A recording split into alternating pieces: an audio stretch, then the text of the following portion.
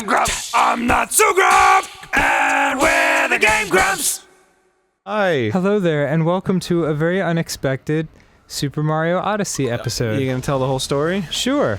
It's not much of an exciting story. Whoo, that air's cold! I didn't think it through when you said, do you want to leave it on? It's blowing right all over me. Oh, sorry about that. Hold on, I better go turn it off. Do you? Yeah, I'm gonna catch my death in here. Hold on, what's Alright. Coming right back! Yeah. Alright, so check this out, audience members. I'm gonna try this jump that's, a very... Okay, hi, welcome back. Hey. Sorry, Ryan! I'm gonna try this special jump, alright? Oh. A lot of people, have seen this jump. I don't know if I can do it, but let's try. Whoa! Whoa! Ah! Oh, that would have been very I'm impressive. gonna try one more time. I didn't do the swirly jump afterwards, and Okay. I think I did it a little too early. Holy shit. I've never made this jump. I'm trying a captureless run at home. A captureless run? Yeah, you know how you can capture stuff with your cap? Yes. So you can go through and beat the game and get 450 stars by only capturing 15 things. That's pretty remarkable. Uh-oh, I fucked it up. Okay, great. Just die. Just die, my Ha! No. friend. Oh, man, you can only do that twice, huh? What? You can only do that cap jump twice. Yeah. Well, so it's really precise too. Like, I'll try it one more time just to see what show I'm talking Okay. about. Well, in the meantime, I'll tell the whole exciting story. Oh yeah. We are just off of Thanksgiving break. We're not supposed to record until tomorrow. Yeah. I took a 7 a.m. flight out of New Jersey this morning, so I'm a hot mess. And I just came into the office because there was a little package I needed to pick up. Not the package I'm usually picking up, you know what I mean? Sorry about masturbation. That's really funny, Dan. Cool. And so, like, to my surprise, Aaron and Ryan were here on a Sunday, and Aaron said, hey, it's serendipitous that you're here because we just lost a bunch of footage. And I was like, oh, good. So, we lost a couple Leisure Suit Larrys. Our apologies. Yeah. So what was it? Something was wrong with the video? Yeah, the audio dropped out. Oh, the audio. Yeah. It Yeah. just like episode 3 or something that we did. It just dropped out. That's a real damn shame Yeah. because, boy, that's an audio-heavy playthrough. Yeah, exactly. Like, of all games for the audio to drop out on, because I think Sonic Forces is running against it right now. It's like, Right. if we lost the audio on Sonic Forces, I guess it wouldn't be too bad because there's subtitles. Oh, we have some tasty commentary, though. Oh, you mean our commentary was unaffected? No, yeah, the audio from the game. Wow. Yeah. So, because Leisure Suit Larry is like literally just listening to the game Conversations. talk for a while. Yeah. I died. Oh, wow. Yeah, you jumped right into that time. Yeah. That's fine. But so we're doing a couple makeup episodes. We'll figure out what to do with Leisure Suit Larry later because it's kind of tricky because we already saved the game past the point where those episodes would have taken place. So it's not like we can just do them over. I think, but maybe, who knows? Maybe we were smart enough to save in different slots. I can't remember. I've been on vacation. That would be a really smart thing to do, wouldn't it? Yeah, I mean... But we don't do that. We don't ever do that. Yeah, no. So it I seems, did not learn the lessons of Sierra, which I learned the hard way so many times as a child. Yeah. But whatever. So we'll figure it out. And in the meantime, we're doing a couple episodes of Mario Odyssey. Yeah, because why not? Yeah, because we have it. And we've got to finish this one. It's too... God, those are unsettling looking. Oh, yeah. Well, they're my friends. They look like Trumpy from, what was that weird French movie that, with the alien, on Mystery Science Theater 3000? The one where the guy's like, what do you think? And he, like, gives the okay sign, and he's like, it stinks! I don't remember the name of that. Oh, man. All I remember is that specific moment. Oh, it had that... It stinks! It had that weird alien on it, and it kind of looks like those tanks. To me, it's reminiscent in some way. Well, I'm happy to hear you say that, because all it did was remind me of you.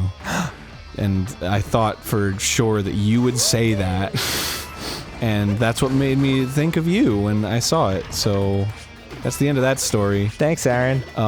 Do you have any stories? Yeah, dude, I mean, we fucking went through all kinds of shit. Like, we we went to El Paso and we recorded a whole new Starbomb album. Oh God, yeah. That was crazy. That was crazy. Sent me into a little tizzy afterwards. Really? Oh yeah. What does that mean? Heavy depression. What? Really? Oh yeah, man. Why?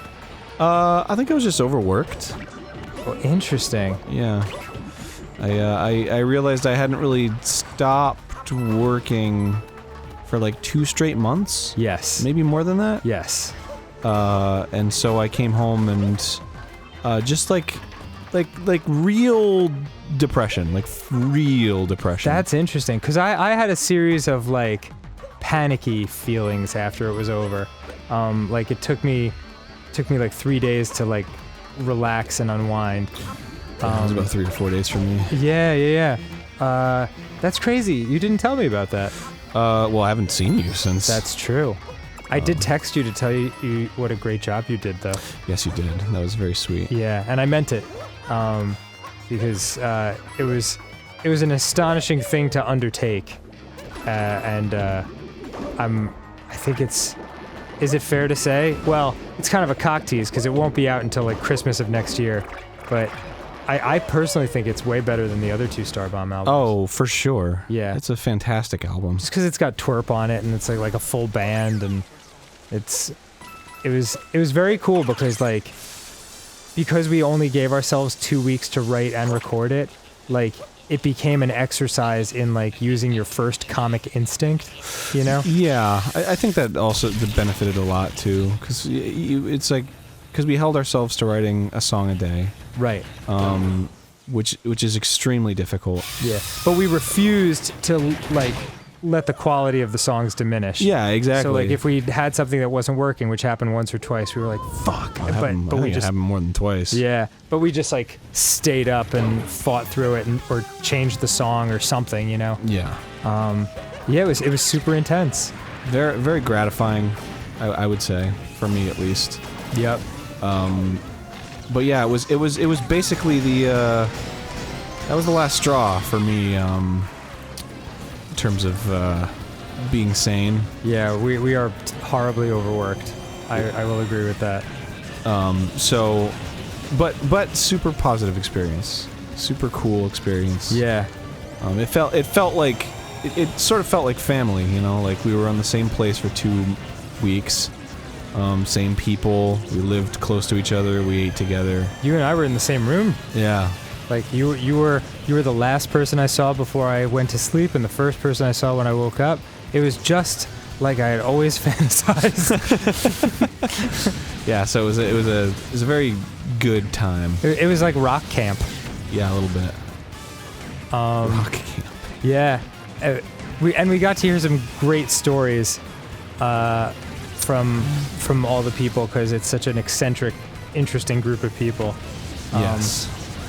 Like I can't say it, but one of the members of Twerp, like I never want to give away their identities, so it's like I'll just say that one of the members of Twerp used to be a stoner, and told this awesome story of being super high in a van with his friends and pulling into the Canadian equivalent of a 7-Eleven, and looking over, like a car pulls in next to them, and he looks over and thinks it's his mom getting out of the car. Yeah. It's not his mom. Yeah. But in his own stony way, he was like, dude, it's my mom. Go. And he's a very mellow, chill guy. So I thought he was recounting it like in a chill way, but he had actually been like, dude, it's my mom, go. But in fact, it actually happened at that day. He was like, dude, it's my mom, go. And then his friends just laughed at him and didn't leave the parking lot.